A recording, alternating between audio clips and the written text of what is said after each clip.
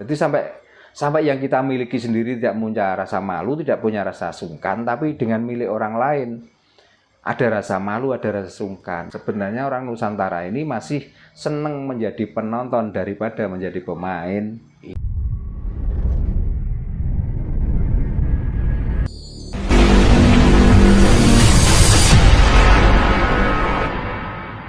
Sugeng dalu Pak Darno. Nggih, sing dalu rahayu. Nggih, langsung kemawon nggih Pak nggih. Nggih. Ya, ini kan ada salah satu negara Pak. Nggih. Tajikistan itu berada di Asia Tengah.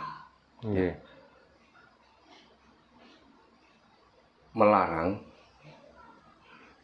rakyatnya itu untuk memakai jilbab. Nggih. Padahal 95 sampai 98%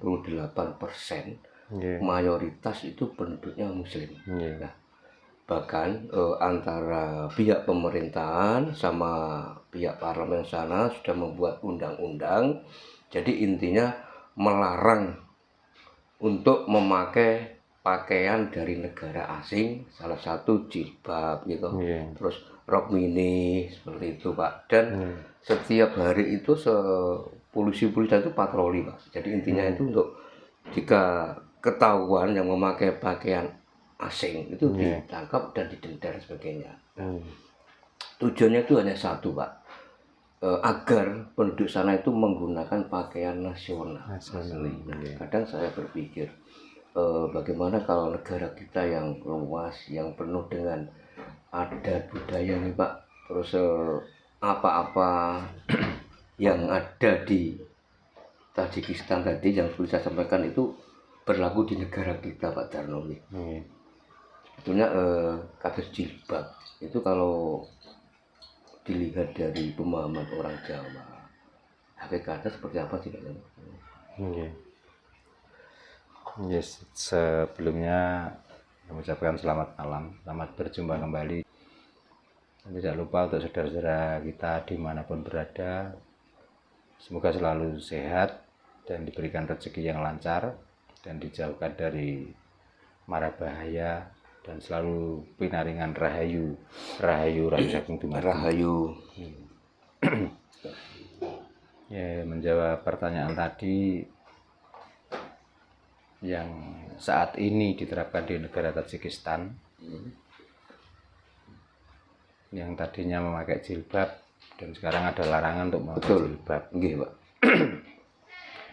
Karena sebenarnya jilbab pun itu juga tidak kewajiban bagi pemeluk agama ya sebenarnya, karena jilbab adalah hanya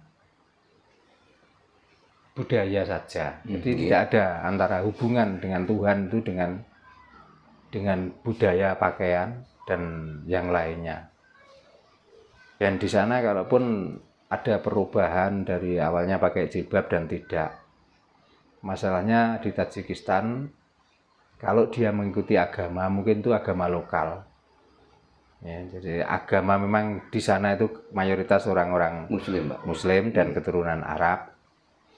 Jadi tidak sulit untuk melarang ini harus pakai ini tidak boleh memakai ini, itu tidak sulit lah. Masalahnya kalau di sini agama yang asli milik Nusantara itu seandainya mampu, agama itu tidak boleh berkembang. Nah, jadi kembangan di sini itu agama-agama luar, agama impor. Nah, sering kali saya sampaikan bahwa sebenarnya agama-agama dari luar yang masuk ke sini itu di samping syiar agama itu sebenarnya kalau saya melihatnya hanya sekian persen dari tujuan itu, tapi yang sekian besar persen itu adalah di sini berdagang atau mencari keuntungan. Maka agama-agama itu juga melirik apa yang bisa diuntungkan di sini itu, maka di situ dipaksakan ya, dan paling tidak itu harus mendekati para pemimpin-pemimpinnya itu. Jadi seandainya di sini tuh bisa mempunyai keputusan seperti di negara Tajikistan tadi, yo betapa indahnya dan betapa terlihatnya budaya di Nusantara itu sebelum adanya budaya-budaya dari agama. Contohnya begini. Orang Nusantara keseluruhan pada umumnya di sini dulu tidak ada tradisi pakai rok mini. Kalau wanita rata-rata pakai sewek atau kebaya. Ya. Terus yang kedua, walaupun dia hanya memakai kemben, tahu ngertos kemben, kemben itu penutup payudara. Itu pun nggak hanya sekedar cuma dibalutkan, tapi itu ada beberapa lapis yang harus dilingkarkan di badannya. Kalaupun pakai BH, itu BH yang pakai tali yang zaman dulu dinamakan kotang tetek. Lah artinya apa? Artinya di sini itu sebelum ada ajaran-ajaran agama, ada ajaran budi luhur itu sudah mengajarkan betapa rapinya cara berdandan orang Jawa, utamanya orang Nusantara pada umumnya.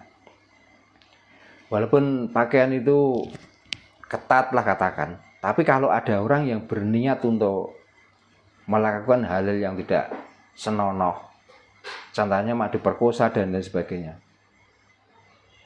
mungkin kesulitan karena harus melepas sewek itu yang diubet-ubetno sampai berlapis-lapis. Dan betapa ketatnya kaki ini, kadang-kadang sampai mau dibuka saja harus melewati proses yang lama. Terus apalagi buka payudara dengan melepas kotang atau ya tetek lah katakan. Itu juga sulit sekali. Jadi mungkin orang dulu juga sudah berpikiran sebelum ini lepas, mungkin orang itu sudah bisa membela diri dan lain sebagainya. Sebelum bisa melepas sewek dan lain sebagainya, mungkin orang itu sudah bisa melawan. Jadi kemungkinan jauh hal-hal yang tidak diinginkan, terutama untuk pemerkosaan dan lain sebagainya, itu mungkin dengan pakaian saja sudah sulit untuk mendapatkan secepat itu. Tapi setelah adanya budaya dari luar yang mengharuskan, ya bukannya merendahkan budaya itu bukan, tapi dengan pakai gamis, dengan pakai apa, dengan pakaian yang longgar. Dengan kelonggaran pakaian itu artinya itu memudahkan orang lain untuk berbuat yang tidak benar.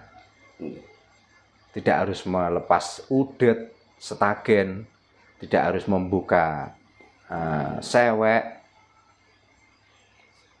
tinggal menyingkap gamisnya saja sudah sampai pada tujuan dan lain sebagainya. Makanya bagaimana caranya supaya, atau bagaimana kalau itu diterapkan di Nusantara ini, budaya itu kembali pada budaya semula, budaya awal orang Jawa. Kalau itu bisa diterapkan di sini dan pemerintah itu tidak ikut-ikutan mengikuti budaya dan tidak membuat hukum yang hukum itu berasal dari luar, mungkin di samping budaya kita yang lama sudah tertinggalkan itu akan nampak kembali. Dan kedua kalinya, apalagi sampai ada sweeping dari kepolisian, kalau nggak memakai pakaian seperti ini akan kena denda, diadili ya, akan kena denda. Mungkin di Nusantara ini juga jauh dari hal-hal yang mengarah ke kejahatan, termasuk pemerkosaan, termasuk selingkuh di mana-mana. Itu mungkin tidak akan terjadi. Makanya ya kita bangsa Nusantara, terutama bahasa Jawa, kalau sudah ada negara yang berani menerapkan undang-undang seperti ini, ya kita berdoa saja mudah-mudahan Nusantara atau Indonesia ini juga bisa mengikuti. Jadi kita nggak usah mengikuti budaya dari luar, tapi budaya kita sendiri itulah yang harus dijunjung, yang harus dilestarikan, supaya kita itu tetap di negara yang mempunyai perilaku sopan santun, adiluhung dan lain sebagainya, dan mempunyai jati dirinya sebenarnya ini loh budaya kita asli. Jadi perlu diacungi jempol seperti Tajikistan itu, Pak. Ya, kalau saya sendiri ya setiap negara itu mestinya harus begitu. Harus ada ketegasan. Harus ada ketegasan. Jadi nggak usah karena kita itu katanya punya budaya malu, budaya sungkan, tapi menempatkan malu dan sungkan itu tidak pada tempatnya. Betul. Itu loh. Jadi sampai yang kita miliki sendiri tidak punya rasa malu, tidak punya rasa sungkan, tapi dengan milik orang lain ada rasa malu, ada rasa sungkan. Makanya sering sekali saya sampaikan, sebenarnya orang Nusantara ini masih senang menjadi penonton daripada menjadi pemain. Iya. Nah itu loh. Karena masih merasa, wah kalau punya aku jelek, kalau punya orang lain itu bagus. Itu loh masalahnya. Sempurna. Mestinya kan kita itu harus bangga.